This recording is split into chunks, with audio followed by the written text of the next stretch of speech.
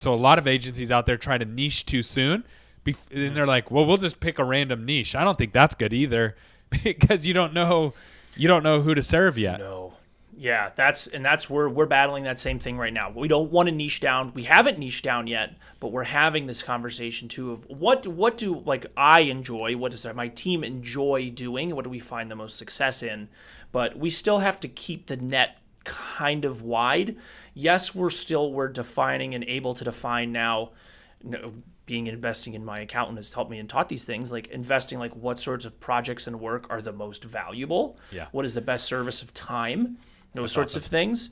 So I have better defined what types of clients and budgets I can work with. Industry-wise, I mean, we're not there yet, and I kind of kick myself occasionally that I haven't gone there. But like what you said, we're not there. Yeah, you'll get there. What kind of accounts do you see yourself leaning towards? Is there a specific kind of account that you guys are leaning towards?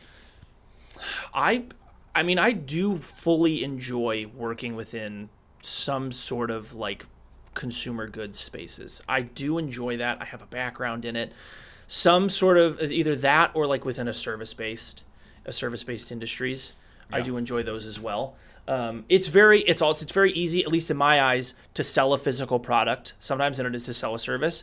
And as somebody that does sell a service, that's kind of backwards.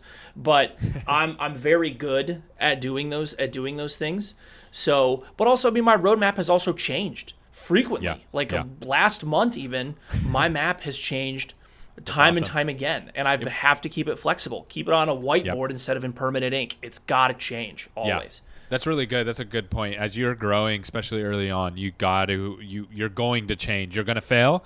You're going to get some things right. And then there's going to be things out of left field. Like for me, the industry that I'm in, no clue that I didn't have any plans to do it. It wasn't the fun road. I never said when I grow up, I want to be a dental marketer. You know what I mean? Like there was no, like when I started as an email marketing expert for restaurants.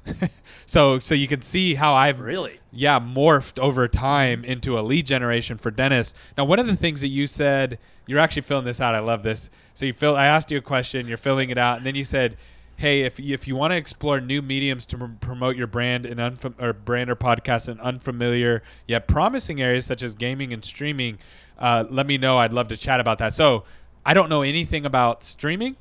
And I don't know anything about, I do know a little bit about streaming. Like I've done TikTok live. So that's the most I know about streaming. Right. And then gaming's awesome. I grew up as a gamer. I don't play a lot of games anymore, but I definitely grew up in that. My kids play them.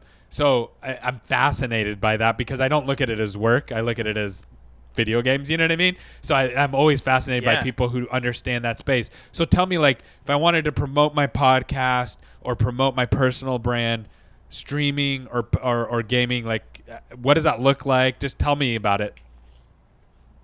Yeah, so with gaming is this massive, has seen a ton of growth over the last few years. I mean, it seems to be just doubling and doubling and doubling. I mean, their viewership numbers from major events are competing with the MLB, with NBA.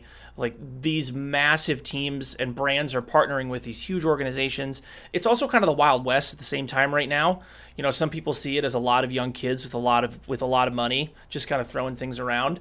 But also, I mean, you're seeing people that gaming streamers or influencers, it's kind of like influencer marketing at the same time. Like people who are able to sit in front of, instead of posting on Instagram to 10,000 with 10,000 likes and getting in front of 500,000 people, you can get in front of an audience through places like Twitch, YouTube gaming, Facebook gaming, all these places where entertainers in real time are holding eyeballs in front of tens, if not hundreds of thousands of people in their bedrooms or even on main stages. People are doing this.